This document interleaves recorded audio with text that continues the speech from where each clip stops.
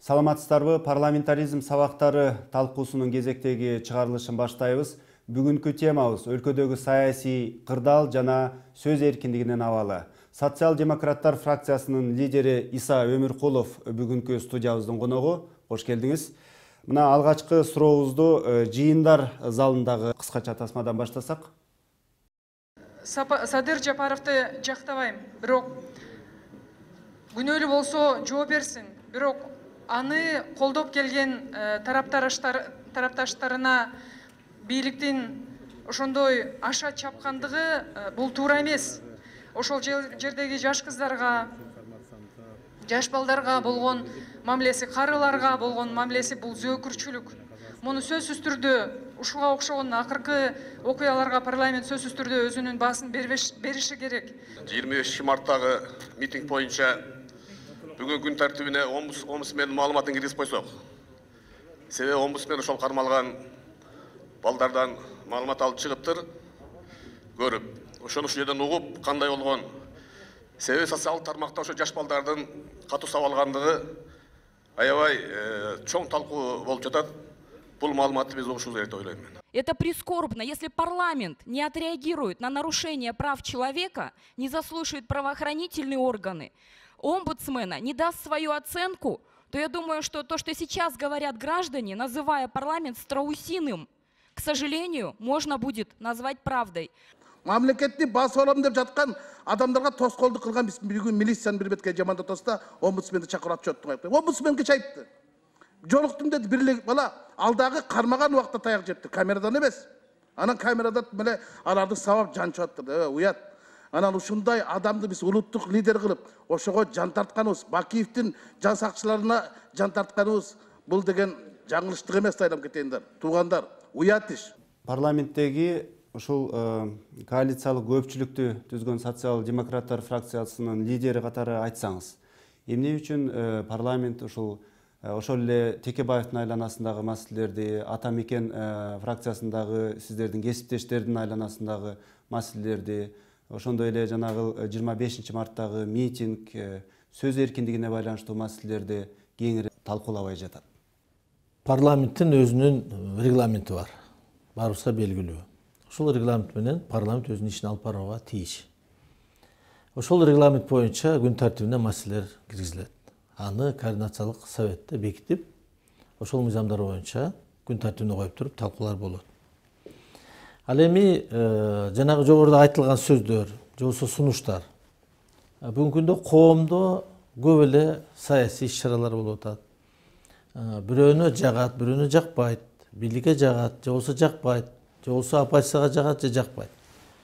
Бүгүнкү күндө бул ар бир жарандын өзүнүн жоопкерчилигине мындайча айтканда тиешелүү.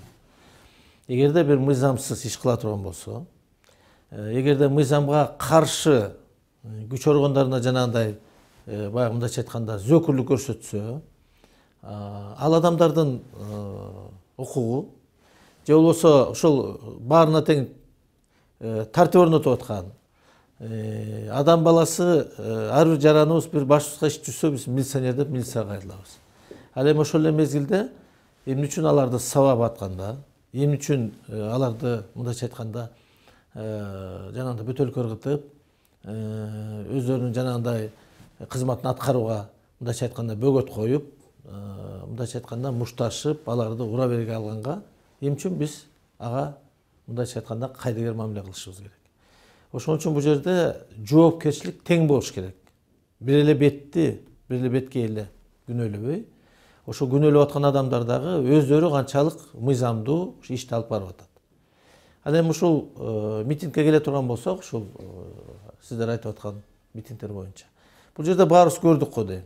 Баарыбыз көрдүк. Кандай баягы мындайча айтканда ошол бийлик структураларына мындайча айтканда кол салуу болду. Мамлекеттик имаратты басып алууга аракеттер болду. Анан эми ал жерде милициялар тош керек да. Алар мындайча айтканда коргош керек. Конституциялык органдар ал. Андан тышкары милициялар мисалы үчүн бүгүн митинг өткөзбөгүлө деп тыйып салган жок. Мына эркиндик жагын айта турган болсок. Сөз эркиндиги, бөлөк эркиндик болобу?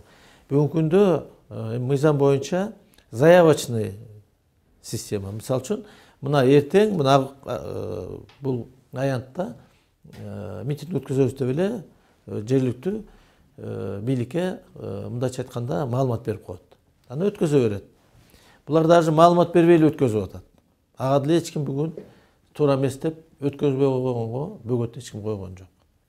Бирок ошол эле учурда ар бир тараптын дагы өзүнүн чындыгы болуп атпайбы? Ушул маселелерди мисалы көп тараптуу кылып талаш талкууну көчөгө алып чыкпай парламенттин ичинде эмнеге ушул соңку саясий кырдаалды талкуулап алып бир пикирге келүүгө болбосун? Эми биз ар бир ошондой митингди парламентте карап отурсак, мындай митингдер көп эле митинг болот. Анда биз парламентти бир мындайча айтканда бир кандай органга айлантабыз? Кандай орган болот? Эгерде мына ар бир депутат туруп эле бир маселени киргизип эле ошону талкуулап эле ошол эмне болуп атат, аны жоопко тартыш керек деп. Андан тышкары ошол кайсы бийликтин жетекчиси болбосо чакырып алып туруп, керелден кечке аларды мындайча айтканда суракка алып, бул дагы биздин дагы мисалы үчүн бир чектен чыгып кеткенибизди мындайча айтканда көрсөтүп турат. Ошон үчүн эгерде адам укугуна действительно шек келе турган болсо, ал фактылардын баары тастыктала турган болсо, анда, конечно, пожалуйста, аны биз дагы талкууганга даярбыз. Биз дагы сөз эркиндигин сыйлашыбыз керек, сөз эркиндиги болуш керек. Буга мына мен өзүм дагы баштан далай өткөзгөм. Бирок мына караманча, мындайча айтканда каралап, далилсиз каралап, буга деле эми экинчи жактын дагы жоопкерчилиги болуш керек да. Алар да жооп бериш керек да. Туурабы? Оппозициялык Атамекен фракциясынын айрым депутаттарына иш козголуп, алардын лидери камалып турган учурда фракциянын өкүлдөрү парламенттен дагы башка жактан дагы бир кеңири талкууларды сунуштап, бирок ага жетише албай жатат, саясий куугунтук болуп атат дегендей пикирлер айтылды. Мына Никитенконун сөзүн уктуңуз. Парламент баягы төө кушка айланып калдыбы, башын кумга тыгып алып эле ушинтип унчукпай тура береби дегендей да сындар айтылып атпайбы? Сиз мына 2008 жылдары өзүңүз дагы мына социал-демократтар фракциясында парламентте азчылыкта жүрүп, мына куугунтукту көргөн адамсыз. Өзүңүздүн ошол учурдагы абалыңызды азыркы мисалы Атамекен фракциясындагы депутаттардын абалы менен салыштырасызбы? Мен салыштырып атам, сөзсүз түрдө. Ал ошол мезгилдеги окуялар менен казыктар салыштырып болбойт. Ал убакта мына микрофонго чыгып сүйлөгөнгө дагы мүмкүнчүлүк берчү эмес. Биз микрофонду өчүрүп таганда жанагыдай мегафонду алып чыгып сүйлөгөн күндөр болгон. Же болбосо ошо 6 апрелде алып барып, мисалы үчүн мени депутаттыгыма карабай камап койгон. Мисалы үчүн камаш үчүн дагы ошол мезгилде бир негиз керек болгон. Андай негиз жок апарып камаган. Мына ошондо мындайча айтканда парламентте эле комиссия түзүп, же болбосо парламентте сөз да болгон эмес. Мен аны жакшы билем. Ошондо биз социал-демократтардан болгону 11 депутат элек. Ал эми бүгүн жана жогоруда сиз айткан маселелер боюнча комиссия түздүк го. Комиссия түздүк. Текебаев боюнча комиссия түздүк. Шыкмаматов боюнча комиссия түздүк. Саляна боюнча комиссия түздүк. Мына комиссия иштеп, ошол комиссиялар жыйынтыгын чыгарып бизге маалымат берет. Ошол комиссиянын ишинин жыйынтыгы чыкканда мына бул маселени биз талкууласак болот, суроо берсек болот. Мына ошондо мындайча айтканда мындай реалдуу болот да. Анан кийин тура алып эле мына могу маселени талкуулайбыз деген менимче бул дагы бир аз бизден мүмкүнчүлүктүү. Мына айрыкча ушул Текебаев маселесине келгенде, ал кишинин баш коргоо чарасындагы өзгөртүү эле эч жакка качып кетпейт. Бул көрүнүктүү саясий инсан деп. Ошол эле учурда Текебаев менен бир учурда үзөңгүлөш да болуп жүрдүңүз. Убактылуу өкмөттө да бирге иштедиңиз. Өлкө деңгээлдеги көрүнүктүү саясий ишмерекени эске алып, аны ошол үй камагына эле чыгарып, анан кийин ошол жана тергөө иштерин, же болбосо депутаттык комиссиянын иштерин ошондой шартта эле улантып, мындай саясий кырдаалды жумшартууга мүмкүнчүлүк бар беле? Бул биздин соңку тарыхтагы ушул депутат Текебаевдин салымы бар. Аны эч ким танбайт. Жалпы эле саясий биздин системадагы бир топ кызматтарды өтөгөн. Депутаттар катары өзүнүн граждандыктагы өзүнүн позициясы менен Бирок бул жерде суроонун баары тең күч органдарында болуш керек да. Эмне үчүн ошол мисалы үчүн маселе боюнча ошондой сиз айткандай үй камагына чыгарып же болбосо бөлөк бир чара көрсө болбойт эле деп. Бул боюнча өзүңүздөргө белгилүү генеральный прокурорду дагы ошол ГКМБнын жетекчисин дагы чыгып туруп кечке сурак алганбыз парламентте. Мына ошондо алар жооп бергенин билем мен. Ошол тергөө ишине тоскоол кылбас үчүн убактылуу ушундай чечим кабыл алдык деген жообун айткан. Ошон үчүн мен ойлойм, бул жерде эми баары тең мыйзам чегинде болуш керек. Мыйзам чегинде коргоо болуш керек, мыйзам чегинде ошону далилдеш керек. Мына ушуну мен сессиядан да айткам. Эгерде жанагындай кылмыш жок боло турган болсо, анда оңой эле мындайча айтканда далилдесе болот. А эгерде бөлөк иштер боло турган болсо, кылмыш иш боло турган болсо, муну күч органдары тергеш керек. Себеби күч органдар дагы жооп бериш керек. Эртең күч органдар да жооп берет. Анан мен ойлойм, алар да жоопкерчиликти сезет. Бул мындай оңой нерсе эмес. Бул деген мындайча айтканда чоң саясий маселе. Ошон үчүн бул жерде алардын да жоопкерчилиги мындайча айтканда бийик болуш керек. Президенттик шайлоонун алдында ушул көрүнүктүү саясий лидердин камалышы, ошондой эле оппозициялык фракциянын депутаттарына кылмыш иштери козголушу, майда митингдер ар түрдүү региондордо, Бишкектин борборундагы митингдер, ошол эле 25 марттагы митинг сыяктуу митингдер, демонстрациялар, ушулардын баардыгы чогулуп келип бара-бара ошол Кыргызстандын саясий стабилдүүлүгүнө коркунуч келтириши ыктымалбы жакынкы айларда? Бул биринчиден ушул сиз берген суроо биздин элге керекпи? Жалпы элге да бул эгерде биз ар бир саясатчы өзүнүн кызыкчылыгыбызды ойлой турган болсок, албетте митинг кылганга ар бирибиздин мындайча айтканда шартыбыз да бар, күчүбүз да жетет. Ал эми жалпы мамлекеттин туруктуулугуна, же болбосо бөлөк жарандардын коопсуздугуна, же болбосо бөлөк бир мына бүгүнкү азыркы мезгил мисалы үчүн жаз азыр эми ысык көлдөгү көл жээгинде жайгашкан биздин жашоочулардын баары тең сезонго даярданып атат. Мына ушул мезгилде буларга жанагындай митингдер керекпи? Ошон үчүн ушуну биз да саясатчылар ойлошубуз керек да. Бизде да жоопкерчилик болуш керек. Эгерде биз мамлекетти сүйө турган болсок, элди сүйө турган болсок, эл үчүн дей турган болсок, анда айткан сөзүбүз менен жасаган ишибиз бирдей болуш керек. Ошон үчүн мен ойлойм, азыр мамлекеттин туруктуулугуна албетте чагымчылдык кылгандар бар. Бүгүнкү күндө дестабилизацияга барганга күчтөр бар. Бирок экинчи маселе, мен жогоруда айткандай, бул бизге бүгүнкү күндө кереги жок. Бизде стабилдүү мамлекет керек. Биздин ушул экономикабызга, социалдык маселелерге бир гана стабилдүүлүк келечек алып келет. Эгерде мамлекетте стабилдүүлүк болбой турган болсо, бүгүнкү күндө бир дагы мындайча айтканда инвестор келбейт. Баары тең кооптонуп турат, эмне болот деп. Ошон үчүн азыркы митингдердин баары тең жалпысынан мамлекетке зыянын алып келип атат. Саясий кырдаал, саясий стабилдүүлүк менен чогуу мына сөз эркиндиги тууралуу дагы маселелер көбүрөөк козголо баштады коомчулукта. Айрыкча Азаттык жана Заноза агенттиктерине каршы президент доо арызы менен сотко кайрылгандан бери мына көп миллион сомдук доо арыз менен кайрылды. Бул Кыргызстанда сөз эркиндигинин мындан ары кысылышына алып келет деген тынчсыздануулар айтылып жатат. Буга сиз эмне дей элеңиз? Мен ойлойм, эми бул пикирге кошула албайм да. Сөз эркиндиги бүгүнкү күндө бар. Бүгүн ар бир жаран болобу, саясатчы болобу, эч ким тыйган жок.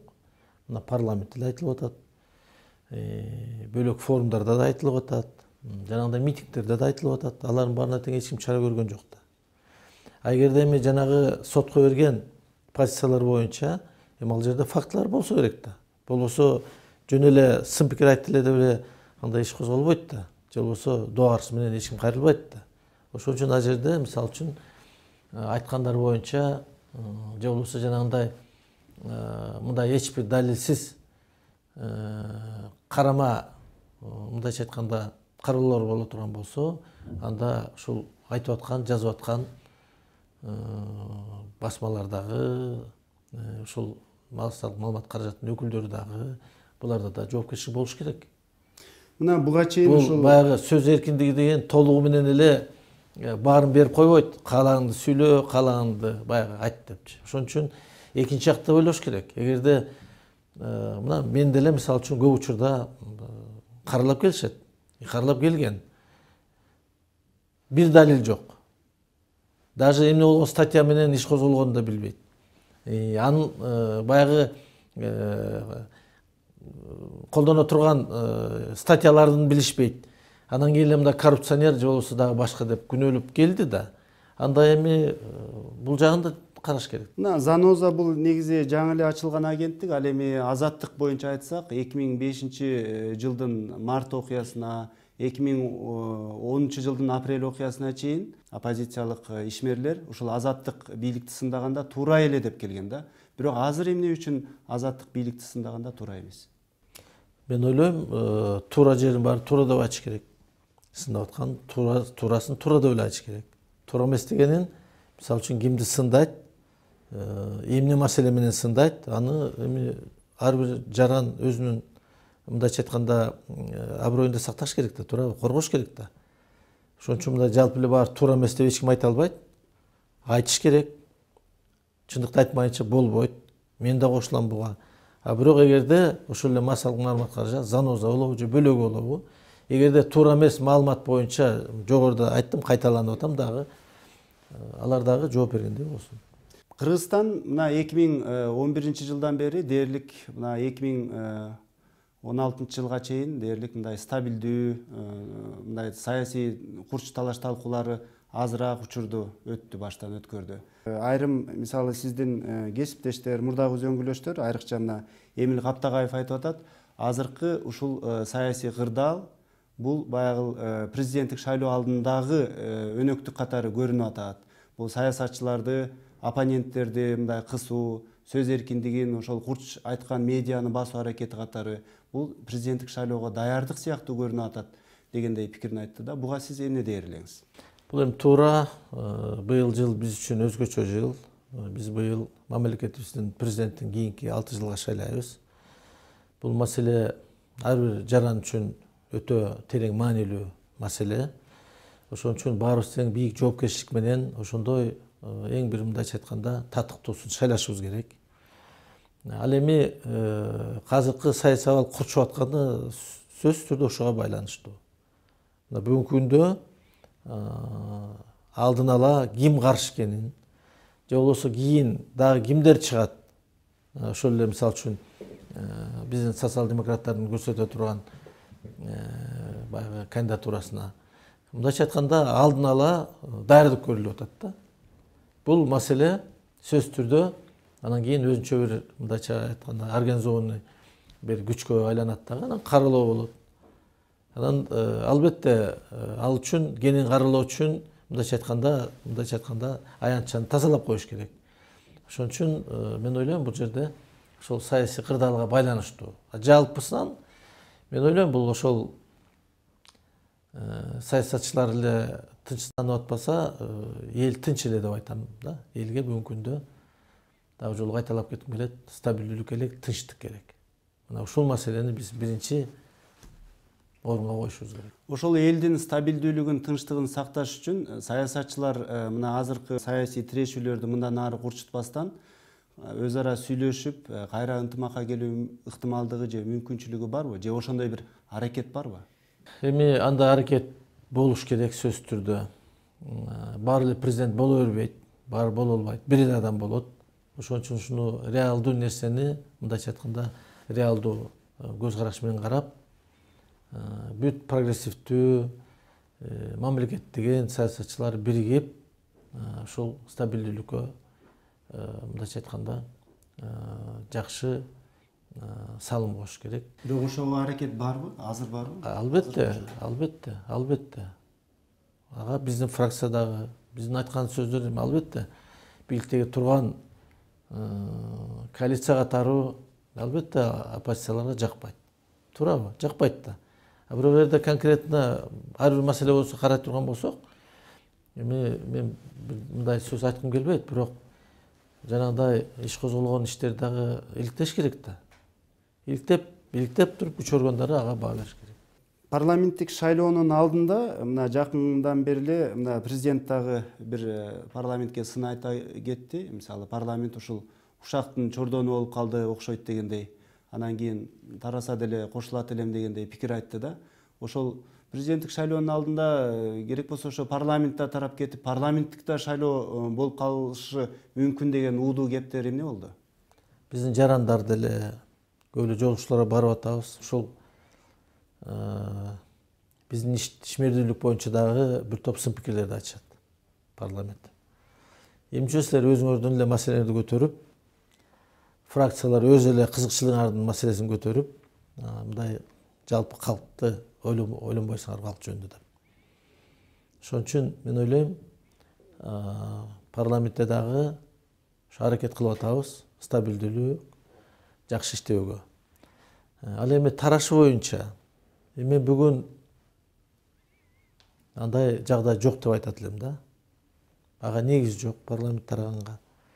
Парламент өз мөөнөтүн иштеш керек. Эгерде кандайдыр бир күч колдонуу менен тарай турган болсо, мен ойлойм бул туура болбойт эле. Себеби бул мамлекеттин туруктуулугуна бирден бир таасир бере турган орган. Анан кийин быйыл кошул ташыл болобуз да. Эгерде парламент тарай турган болсо, парламент шайлоосу өтүш керек. Анан кийин президенттик шайлоо өтүш керек. Анын баары тең бюджетке биздин налог төлөөчүлөрдүн баарына тең мындайча айтканда кереги жок жүк да. Экономикага зыян тиет. Жыл бою шайлоо менен алек болобуз. Баары калат. Ким утат мындан? Ошон үчүн стабилдүүлүк болуш керек. Билем баягы легендарный парламент таралган. Андан кийин дагы мынакей парламентти тараткан бийлик болгон. Алар жакшы болду арты. Жакшы болгон жок. Ошон үчүн бул элдин да ишенимин, саясатчылар да төрдө ишениш керек. Мына шайлоо келдикпи, 5 жыл иштейбиз деп. Ал эми кандай иштейбиз, бул уже экинчи маселе. Мурдагы депутат Кубатбек Байболов жакында ошо парламентаризм жөнүндө талкууга катышып, интервью берип, жергиликтүү агенттиктердин бирине ушуну айтты да, биз Кыргызстанда мына биз парламентаризм деп кыйкырып атабыз, бирок парламентаризм өзүнүн азыр максатына жетпей жатат. Келечекте да жетпейт эгер ушул нукта кете берсек. Биз парламентаризмдин азыркы ишмердүүлүгүн, жалпы эле формасын, мазмунун өзгөртүшүбүз керек деп айтышты да. Мына ушул көтөрүлгөн маселенин чындыгы барбы? Бул эми жалпысынан биз эми мындайча айтканда жаш мамлекетпиз. Биз ушул партиялык система менен шайлоо 3-чү жолу болуп атат. Бул 3 эле жолу шайлоо өтүп эле бул парламентаризмдин баягы төрүнө жетебиз деп айтуу кыйын. Буга убакыт керек. Буга шайлоочулар өзүбүз бышышыбыз керек. Эмне үчүн бүгүн ушул биздин жарандар болобу, шайлоочулар болобу, өздөрү шайлаган парламент өздөрү критикалайт мисалы үчүн. Эмне үчүн баягы шайлоо мезгилинде ошол мисалы үчүн каалаган адамдарга добуш берген эмес. Мына бул маселе бар. Экинчиден жанагындай списоктор мындайча айтканда төрдү болбой, список боюнча бирөөлөр ана парламентке келгенде дагы ал тизмелер кескин түрдө кыскарып же өзгөрүп кеткен. Азырга чейин эле кезектешип депутат болот. Ооба, болуп атат. Мына бул дагы мындайча айтканда саясий коррупцияга алып барат да. Саясий коррупция деп койсо деле болот да. Мына ушундайлар жоюлуш керек. Эгерде биз башынан бир тизмени бекиттикпи, мына ошол тизме менен кетиш керек. Ошон үчүн биз дагы иштешибиз керек. Ошо өткөндөгү созуктардагы чакырыштарда кеткен каталарды азыр оңдошубуз керек. Мындан ары дагы мен ойлойм дагы бир нече жылдан кийин сөзсүз түрдө биз дагы өнүккөн мамлекеттердегидей эле парламент болобузго деп мен терең ишенимим бар. Социал-демократтар фракциясынын лидери Иса Өмүркулов, сизге чоң рахмат. Ушуну менен бүгүнкү көрсөтүүбүз соңуна чыкты. Биз бүгүн өлкөдөгү саясий кырдаал жана сөз эркиндигинин абалы тууралуу маектештик. Саламатта калыңыздар.